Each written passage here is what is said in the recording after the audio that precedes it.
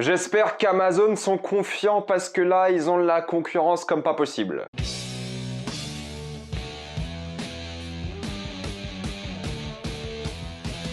House of the Dragon, épisode 1. Comme d'habitude, et ça sera la seule fois que je ferai une vidéo sans spoiler pour cette série, il n'y aura pas de spoiler jusqu'à la minute indiquée dans le titre de la vidéo. Jusque là, vous êtes tranquille. House of the Dragon est une série préquelle à Game of Thrones qui se situe environ 170 ans avant les événements de la série originale. On va suivre la famille Targaryen et leurs problèmes d'héritage pour décider qui va régner sur le trône. Quel plaisir de retrouver ce Westeros en 4K HDR, n'est-ce pas OCS? Comme beaucoup d'entre vous, j'imagine, j'ai OCS pour regarder cette série, mais quand j'ai allumé la série ce matin, je me dis il y a un problème, la qualité est pas terrible. Alors en effet, OCS ne diffuse pas la série en 4K, donc si vous avez une télé 4K comme moi, la série va être assez moche et pixelisée. Donc j'ai dû trouver d'autres moyens pour regarder la série, et merci au sponsor de cette vidéo, CyberGhost VPN. 38 millions d'utilisateurs et presque 5 sur 5 sur Trustpilot, ça m'a permis de regarder la série en 4K sur HBO Max, car sinon vous n'avez pas accès à cette série en bonne qualité sur OCS. Ça sera ça ou d'autres moyens, mais je vous conseille le VPN. En plus, ça permet de débloquer des plateformes de streaming comme Disney+, ou Thor Love and Thunder sort très bientôt, début septembre. Vous serez en bien plus grande sécurité lorsque vous voyagez ou vous êtes juste pas chez vous sur une Wi-Fi publique, que ce soit un hôtel ou une bibliothèque. Vous pouvez partager un compte avec 7 personnes et c'est disponible sur tous vos appareils préférés. C'est super simple d'utilisation, vraiment, tout le monde peut le faire. Vous êtes satisfait ou remboursé sous 45 jours et vous avez une assistance technique en français 24h7. Utilisez le lien dans la description et dans le commentaire épinglé afin de vous abonner à CyberGhost VPN et de bénéficier de 85% de réduction et 4 mois gratuits. Foncez sur l'offre. Pour ceux qui ne le savent pas, House of the Dragon est le spin-off de la série Game of Thrones qui va sortir à partir d'aujourd'hui pendant 10 semaines et qui va évidemment concurrencer la série Le Seigneur des Anneaux qui sort la semaine prochaine, vendredi. C'était prévu depuis le début. En fait, HBO et Amazon se font un peu la guerre. À chaque fois que Amazon sortait un teaser, HBO sortait un teaser. Dès qu'il y avait une affiche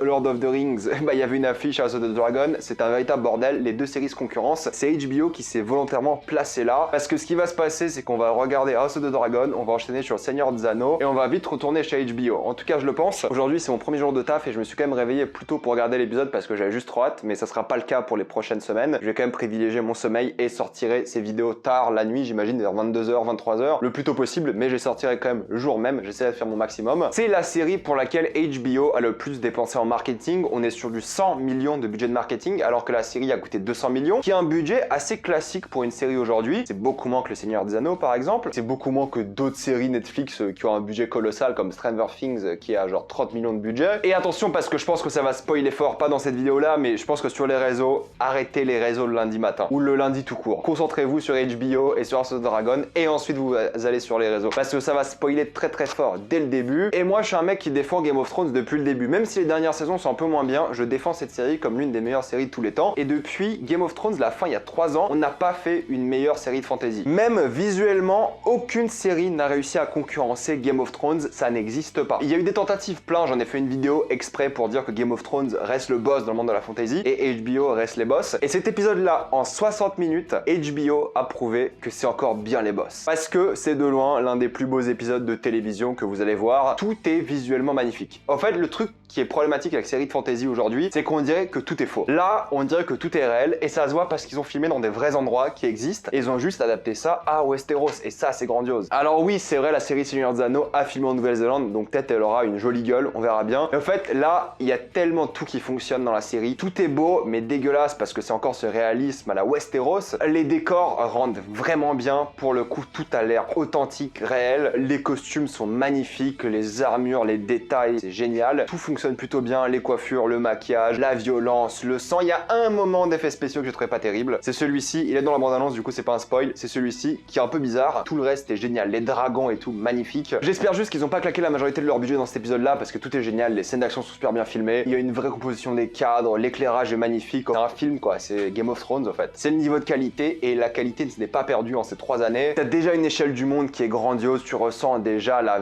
vraie vie en fait dans ce monde et c'est fou en un épisode. Ça aide le fait qu'on connaisse déjà Port-Réal, King's Landing et tout, ok, mais on y croit clairement et la mise en scène veut vraiment mettre en avant les décors, veut mettre en avant les effets spéciaux, t'as limite l'impression qu'ils se la pètent. Ils sont en mode regardez ce qu'on a réussi à bâtir, regardez où on filme, regardez comment c'est beau et ils ont raison de se la péter parce que c'est beau. Il y a même un plan à la première personne qui était pas assez récurrent je crois dans la série originale, qui est super immersif et qui crée un vrai stress parce que c'est le truc déjà, c'est qu'en un épisode, t'as du stress, du drame, des enjeux, de l'émotion, j'avais des frissons quasiment tout l'épisode. Alors oui, c'est le frisson de retour de Game of Thrones mais aussi les personnages. Dès le début, ils ont un charisme de fou, que ce soit la princesse, le roi que j'adore, mais alors putain, Matt Smith, on savait qu'il allait gérer Matt Smith, mais c'est lui qui va voler le show, je le sens déjà. Il y a déjà des intrigues politiques, il y a déjà des intrigues économiques, et tu vois un peu déjà les allégeances des personnages, ce qu'ils veulent, c'est quoi leurs souhaits politiques, les manigances familiales, c'est tout ce qu'on aime dans Game of Thrones depuis le début. T'as un combat qui est quand même assez stylé aussi dans cet épisode-là, même plusieurs d'ailleurs, et la musique, putain, ça c'est un truc que les séries de fantasy savent pas faire. La première saison de Witcher, excellente musique, mais toutes les autres séries de fantasy, pour l'instant, nada. Alors là, la musique, déjà des frissons, surtout la musique générique, honnêtement, j'étais comme un gamin, j'en pouvais plus. Les dialogues sont encore une fois un mélange de poésie, un truc qui sort du Moyen-Âge, en même temps des insultes tellement crues, c'est tellement bien écrit, et tu ressens déjà les relations entre les personnages par le dialogue, par leur prestance, par la manière dont ils jouent et tout, ils jouent tous tellement bien. On t'introduit déjà du lore, mais pas beaucoup, ils ont appris leurs erreurs de Game of Thrones, parce que le premier épisode de Game of Thrones, les gens ont vite lâché parce qu'il y a trop d'événements, trop de familles et tout, là il y a rien. Il y a genre une famille, quelques personnages, à tout casser on vous introduit à quoi 8 personnages, c'est vraiment correct et vous vous rappelez assez rapidement des noms. On t'introduit la famille des Targaryens, on t'introduit l'époque parce que c'est avant Game of Thrones évidemment, on t'introduit les enjeux sur le trône, sur l'héritage, les enjeux politiques, économiques de la ville, parce que c'est une ville qui est plutôt mal gérée dans cet épisode, c'est ce qu'on nous dit. On parle des dragons un petit peu et on parle un peu de la morale de cette famille, de leur code éthique et des choses comme ça. Et les personnages sont directement appréciables ou détestables et ça on aime beaucoup. Et l'alchimie entre eux marche à merveille, c'est génial. En plus ça crée vraiment encore une fois un lore, ça parle de world building, ça parle de choses que vous connaissez déjà de la série, mais ça les redéveloppe et tout, c'est génial. Ils parlent encore évidemment une langue différente, ce qui est vraiment cool pour le coup. Ça crée encore une fois la culture pour ce monde. Et vous inquiétez pas, il y a de la violence, il y a du sexe, c'est Game of Thrones, ça n'a pas changé et c'est utile. Dans cet épisode-là, il y a une sorte de tournoi, il y a une phrase qui dit que ces hommes-là sont tellement violents car ils n'ont pas connu la guerre et ça montre un peu le monde dans lequel on est. Un monde sans guerre en tout cas pour cette famille. J'adore le nouveau design du trône de fer et le fait qu'il coupe, c'est un petit détail que j'aime beaucoup parce qu'en plus ça va parfaitement bien avec le nouveau design du trône. Pour conclure, ce premier épisode de Game of Thrones a des personnages attachants, directement charismatiques, qui jouent super bien à un monde qui est extrêmement bien foutu. Moi le petit X c'est juste cette petite scène d'effets spéciaux qui était pas terrible mais globalement c'est super bien rythmé, tu vois pas l'heure passer, t'as pas envie que ça s'arrête, la musique est grandiose. Et HBO savent qu'ils ont un peu déconné avec la fin de Game of Thrones. Là ils vont prendre leur temps, ils vont apprendre de leurs erreurs et ils ont déjà appris, ça se voit avec cet épisode là. Et moi j'ai cru en cette série depuis le début et je suis bien content qu'il ne m'ait pas déçu. Alors vous allez me dire il reste 9 épisodes mais qu'un pilote aussi fort, aussi puissant, aussi grandiose, il y a de très fortes chances que cette série, si elle continue de cette qualité là, soit considérée comme l'une des plus grandes séries de l'histoire parce que pour l'instant ça commence excellemment bien, c'est un truc de fou. C'est vraiment le haut du panier des séries en termes de budget. En fait c'est Game of Thrones et c'est fou parce que depuis Game of Thrones il y a plein de séries qui ont essayé de faire aussi gros budget, qui ont essayé de surprendre, être des gros hits internationaux, mais il fallait le roi pour revenir au niveau d'avant. Et je dis ça peut-être un peu par nostalgie, c'est vrai, mais c'est que putain, en termes de fantasy, HBO reste pour l'instant les meilleurs. Donc foncez évidemment sur House of the Dragon, même si vous n'avez pas vu la série originale. Vous n'allez pas être perdu du tout. On va passer en spoiler.